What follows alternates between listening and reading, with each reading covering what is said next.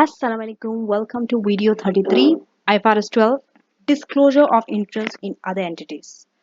Again, a standard for group accounting, and this is the last standard for group accounting because there are so many standards which is there which goes in group accounting. For example, IS 28, IFRS 11, IFRS 12, IFRS 3, IFRS 10.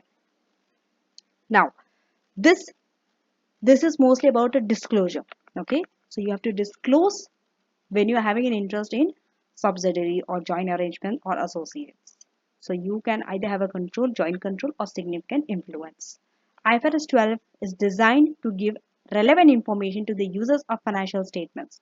So you have to disclose details relating to the composition of the group, details of non-controlling interest within the group, identification and evaluation of the risks that are associated with any other interest held in other entities, which give rise to either control or joint control or significant influence.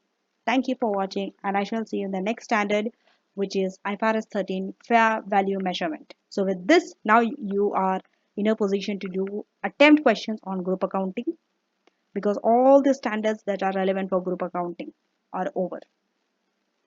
That is IS 28, IFRS 10, IFRS 3, IFRS 11, and IFRS 12.